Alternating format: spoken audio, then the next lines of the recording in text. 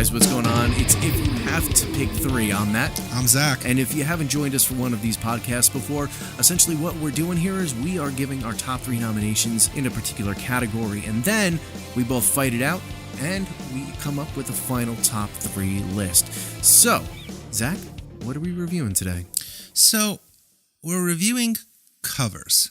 And I'm really excited about this because a great cover can really take a life on its own. I mean, there's some songs that are just amazing, as the original, but then a musician or an act can reinterpret it to become something completely different and something completely unique on its own.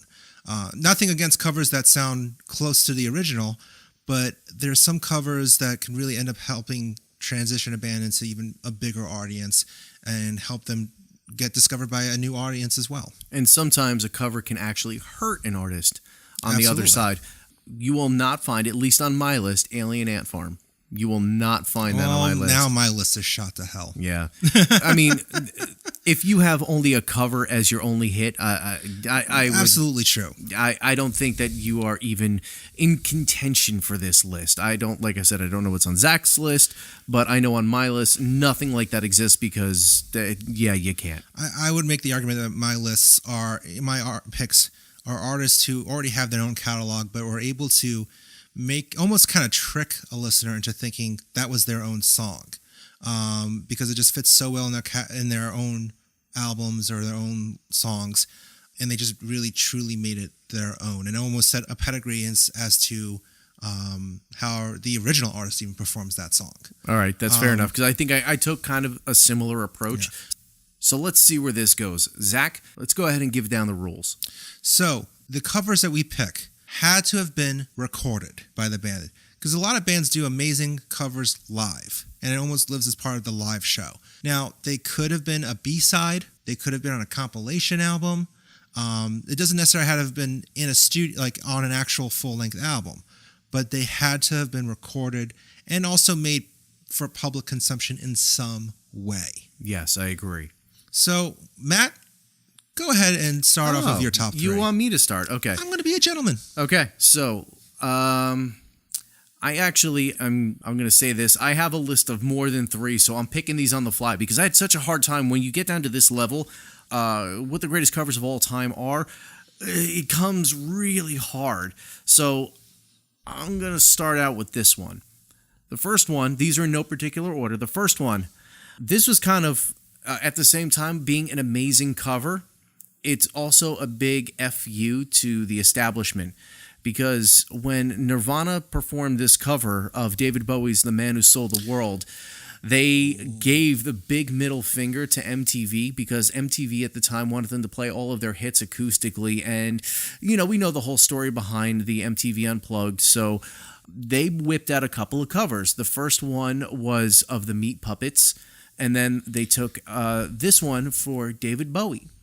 And I do like Lake of Fire, but I feel like The Man Who Sold the World is very unexpected from Nirvana, and it was done so well and so tastefully for them giving a big middle finger to the establishment. That was really just a beautiful cover in general. And by the way, so to go over the rules too, that does count. Even though that was technically a live cover, the album was recorded and put out. Yes. So it is available for consumption. Yeah. Because I almost also view the unplugged, even though it's kind of in a live setting, the unplugged albums are just very different. They're right. Their own kind of album. Right. I wouldn't say, like Metallica on their current tour, Kirk and Rob are doing doodles of songs live.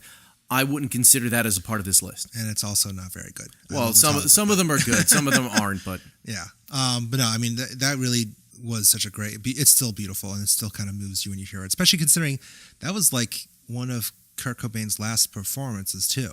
I'm not 100% sure, so I'm not going to make a comment on that. Correct me if I'm wrong, Internet. All right. So, while the Internet is correcting you, my next one, and this is getting really difficult. Okay, we're going to go with this one. So, this is really hard because there's so many when you get to the top level. Yeah. I'm going to put this over a couple of other ones. So it was very unexpected when I got the special edition of Kill Switch Engage's As Daylight Dies album, and this cover was thrown on there. They did Dio's Holy Diver. This one, for me, was the performance is so incendiary. I mean, Dio is great on the song. Absolutely amazing. But you know that song was written to be a little bit more than what was on the album.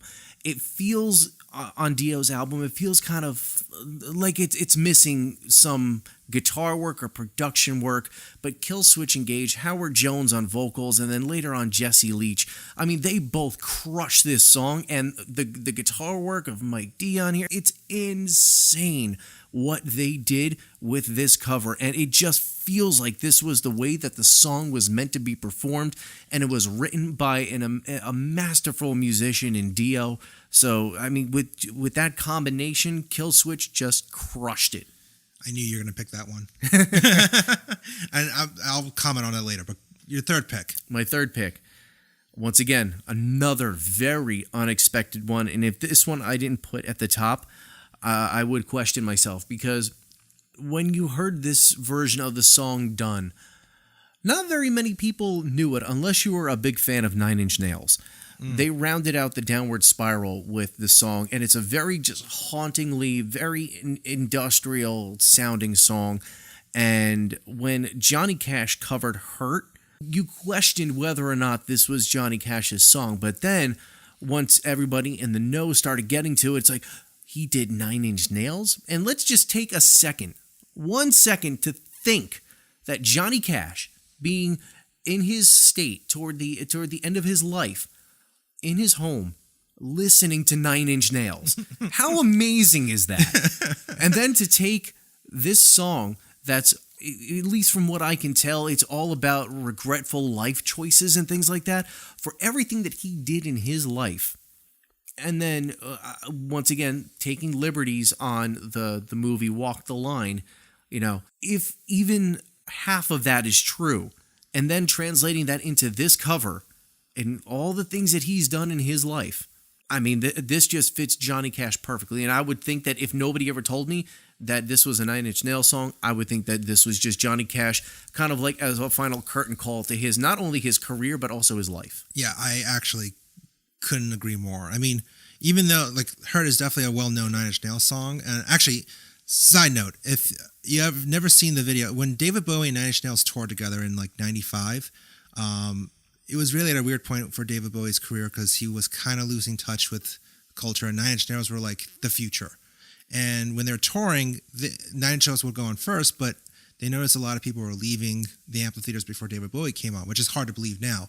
So the way that they kind of try to trick people into staying was, instead of having a break in between sets, they would just kind of transition, like David Bowie would come on and do some songs with Nine Inch Nails, and musicians, it was almost a Talking Heads kind of thing, where musicians from David Bowie's band would come on and they would jam together.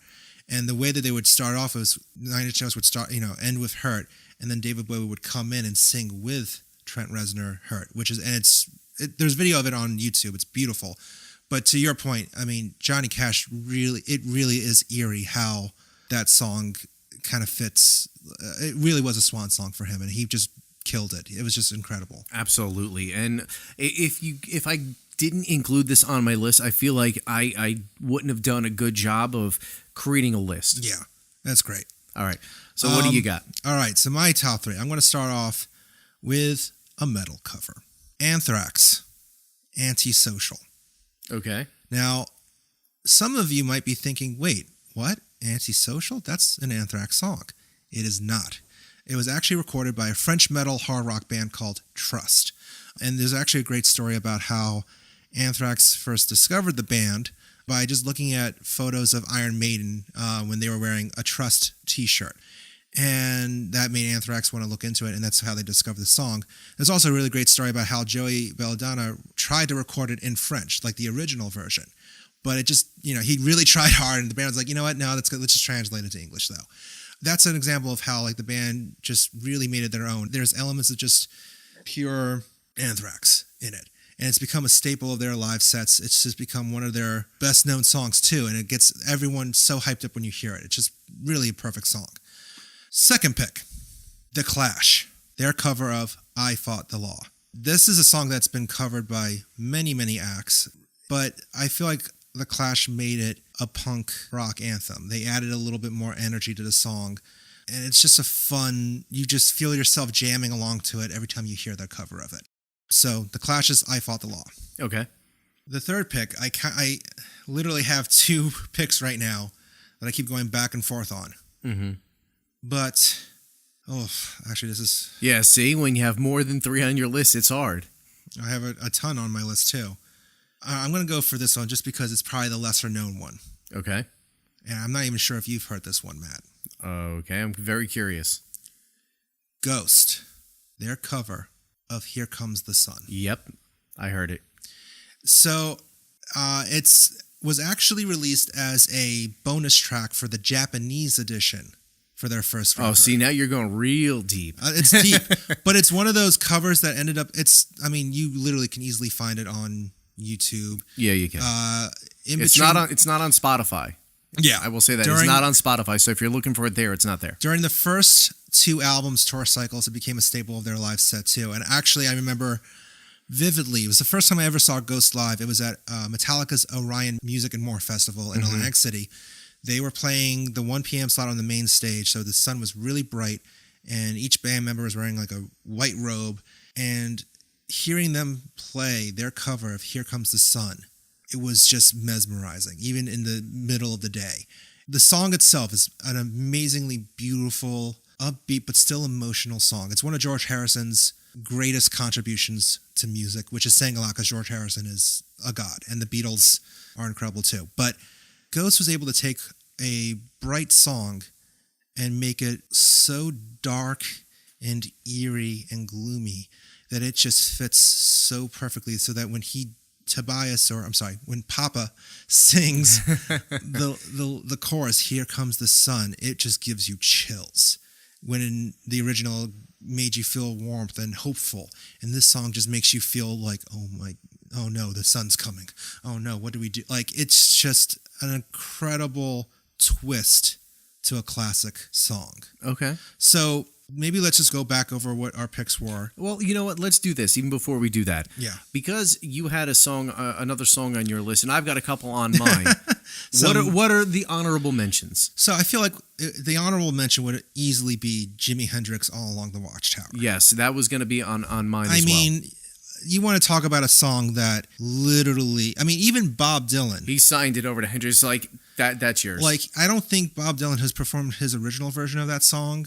And if he Bob Dylan, we can get a whole discussion about how Bob Dylan hasn't been Bob Dylan in years. But literally, he would do the electric version of All Along the Watchtower. Mm-hmm.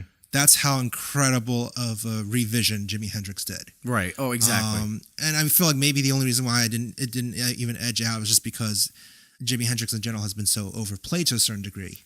Yeah, I would agree 100%. But there's still no denying his genius. No, there's not. Song. Absolutely, this song. That's incredible. His whole catalog, I should say. But this song he really made it his own. Absolutely. What other songs did you? Maybe we each give 2 honorable mentions. So that was one honorable mention. Yeah, I can't do that. I got like 4. So well, then let's name it real quick. All right, real quick. The Beatles, Twist and Shout. Yeah. Okay. Wait, that was a cover. It was actually you're right. 2 times covered. I forget the name of the bands who originally did it, but somebody did it in 1960 or 61. Somebody did it in 62, and then the Beatles did it shortly thereafter. And then the Beatles did it. Even I question whether they did it. So there you go. Disturbed, The Sound of Silence. Yeah, I would have debated you on that if you it's a good cover, but I wouldn't have put it in the top 3. And then in a 3-way tie, Metallica on. Metallica on Garage Inc. Turn the Page, Astronomy, and Whiskey in the Jar. You know what's funny? So your tie 3 came from all of Garage Inc. Mm-hmm. One of the covers I was really tempted to do was actually also off of Garage Inc., but it was their Merciful Fate medley. Because I feel like that was the first time I discovered Merciful Fate and King Diamond in general. And the way that they were able to combine so many different songs and make it sound like it was one original piece.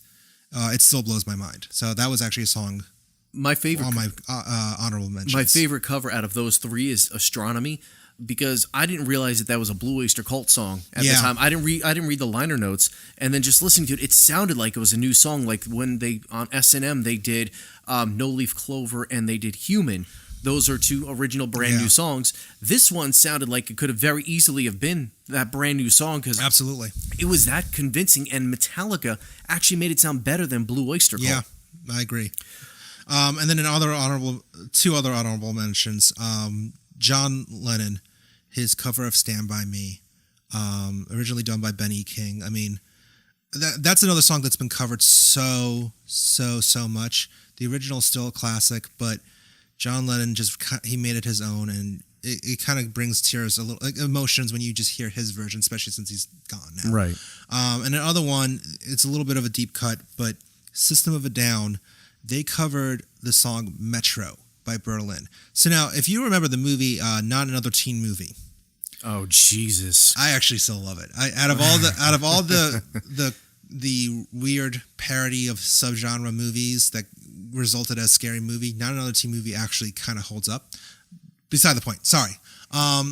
For their We're here that for the soundtrack, music, Zach. Here for the music. Sorry. For that soundtrack, they actually had a bunch of rock bands at the time cover songs that you would possibly hear in an 80s or 90s teen movie. I think Good Charlotte was on that soundtrack. I think... Oh, that's Marilyn Manson covered Tainted Love for that soundtrack. Another pretty decent cover, actually. That's not a bad cover, but Marilyn Manson in covers is... You know, I know. Well, Marilyn Manson in general. Have you ever heard his Highway to Hell cover? Oh, I don't want to. But so for that soundtrack, System of a Down covered Metro. And when you listen to the two covers, the original version and the cover next to each other, it's like, whoa, this is a completely different song, and it's incredible. Like there are covers like that I absolutely enjoy. So that was also my honorable mention list. But okay, enough of the honorable mentions. They're not good enough to be on this list. Now to the meat and potatoes. Let's recap. Matt, your three covers were The Man Who Sold the World, Hurt, and Holy Diver. My three covers were Anthrax's Antisocial, The Clash, I Fought the Law, and Ghost, Here Comes the Sun. This is actually going to be tough. So first off, yeah, Johnny Cash is Hurt. I feel like I have tanks and you have guns. No, that I actually disagree with. That I disagree with heavily. We definitely have to go with Johnny Cash's Hurt. Oh, if you were going to even debate me on that at all? No, there's no way I could do it. That would have been like if you had said Jimi Hendrix's All Along the Watchtower. That would have been in it too. So definitely Johnny Cash's Hurt. Okay. I'm trying to see which one of my three I want to fight really, really hard for. You're thinking awfully hard on this one. Well, no, because like I'm passionate about all three of them. But I know that at least two. You're gonna fight for at least two. At least two.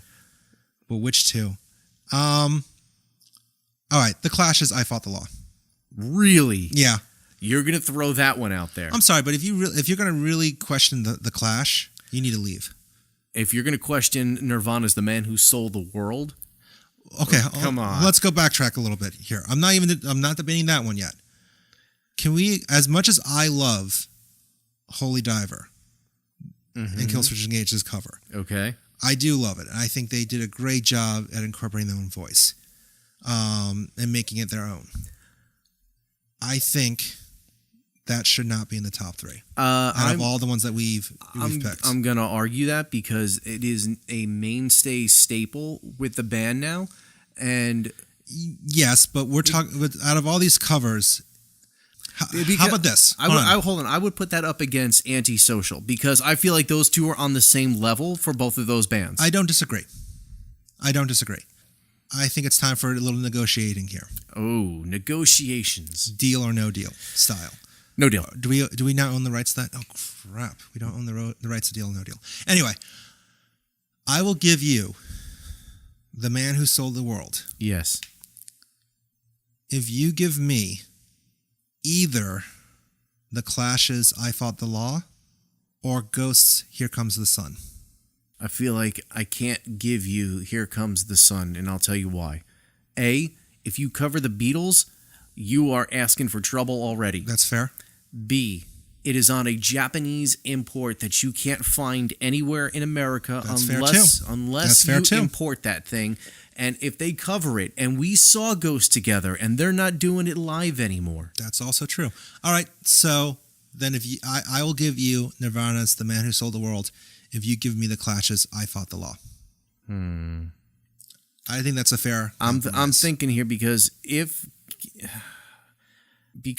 I Fought the Law was covered by so many other bands. But their cover was the best. Their cover might be the best, but still it's a song that still has the potentiality to be better. No, I disagree. Because even Social D has covered it since then, and as good as their cover is, it doesn't touch the Clash's. Joe Strummer made it his own unique one. I think this is a fair compromise. Because I'm not going to even fight against The Man Who Sold the World. All right, fine. I'll give you that one. Even though it pains me to take Holy Diver off this list because nobody is going to do that better than Killswitch. Nobody. We don't know that. I'm going to call it out right now. Nobody will cover that song better than Killswitch. There's plenty of time left. I'll see you in 20 years. Let's see if anyone covers it. You know what?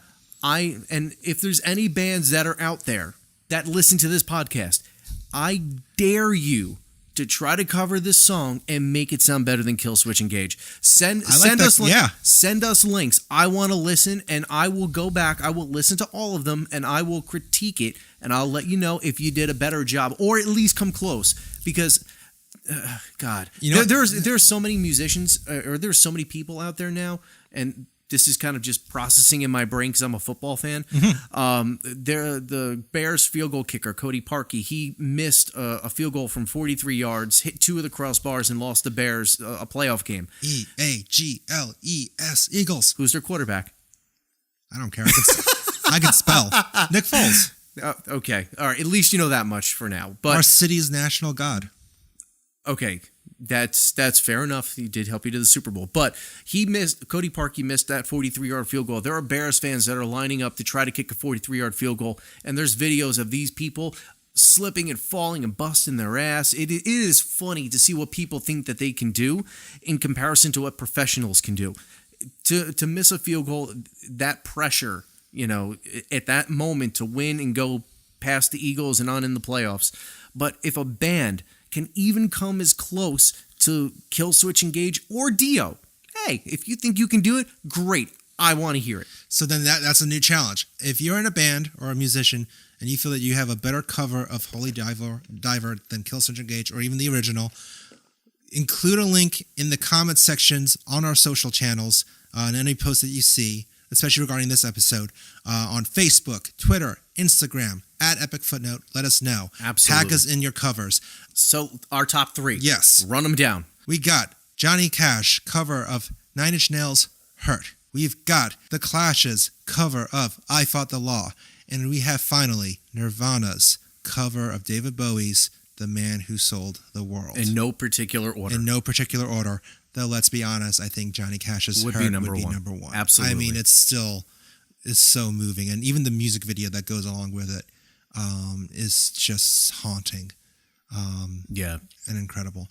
Do you agree with our picks? Do you agree with Matt that Holy Diver should have been in our top 3? Let us know about that as well in the comment section of our socials. Facebook, Twitter, Instagram, at Epic Footnote. Thanks so much for listening. I hope you had as much fun as we did. I'm Zach. I'm Matt. And we hope that you tune in again next time. See you later, guys.